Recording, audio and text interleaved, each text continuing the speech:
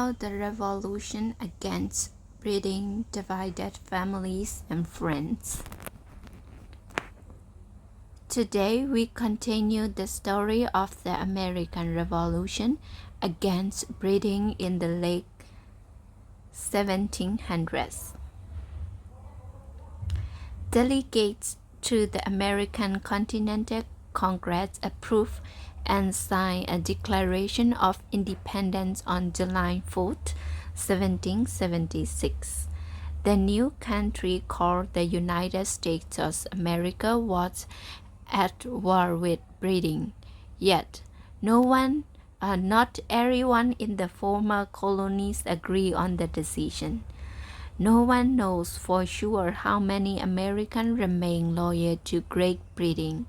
The Massachusetts political leader John Adams thought about 33% of the colonies supported independence, 33% supported breeding, and 33% support neither side. Most history experts today think that about 20% of the colonies supported breeding. They say the others were neutral or supported whichever side seemed to be winning. As many as 30,000 Americans fought for the British during the war. Others helped breeding by reporting the movement of American rebel troops who supported breeding. They include people appointed to their jobs by the king, religious leaders of the Anglican Church, and people with close business connections in breeding. Many members of minority groups remained loyal to the king because they needed his protection against local majority groups. Other people were loyal because they did not want change or because they believed that independence would not improve their lives. Some thought the action of the British government were not bad enough to make a rebellion necessary. Others did not believe that the rebels could win a war against such a powerful nation as Britain. Native American Indians did not agree among themselves about the revolution. Congress knew it had to make peace with the Indians as soon as the war started, or American troops might have to fight them and the British at the same time. To prevent trouble, American officials tried to stop settlers from moving into Indian lands. In some places, the Indians joined the Americans, but generally they supported the British. They expected the British to win. They saw the war as a chance to force the Americans to leave their lands. At times, the Indians fought on the side of the British, but left when the British seemed to be losing the battle. Choosing to fight for the British proved to be a mistake. When the war was over, the Americans felt they owed the Indians nothing. Black slaves in the colonies also were divided about what side to join during the American Revolution. Thousands fought for the British because that side offered them freedom if they served in the army or navy. Some American states also offered to free slaves who served, or hundreds of free blacks fought on the American side. Many slaves, however, felt their chance for freedom were better with the British. Details are not exact, but history experts say more blacks probably joined the British in the north than in the south. At least 5,000 African Americans served with the colony American force. Most had no choice.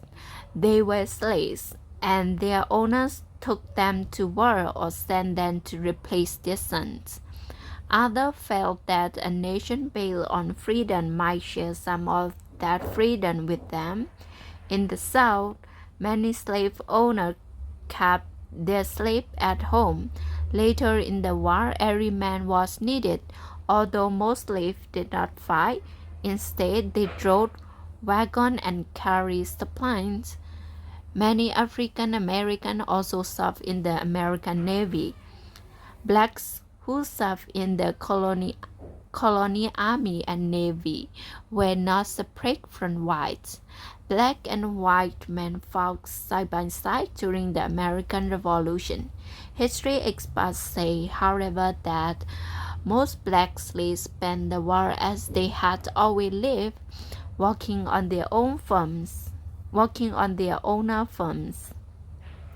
The American rebels called themselves patriots. They called British supporters tourists. Patriots often seized tourist property to help pay for the war. They also kidnapped tourist slaves to be used as labor for the army. Many tourists were forced from towns in which they had lived all their lives. Some were tortured or hanged. In New Jersey, tourists and patriots fought one another with guns and sometimes burned each other's houses and farms. Some history experts say the American Revolution was really the nation's first civil war. The revolution divided many families. Perhaps the most famous example was the family of Benjamin Franklin. Ben Franklin signed the Declaration of Independence. His son William was governor of the colony of New Jersey.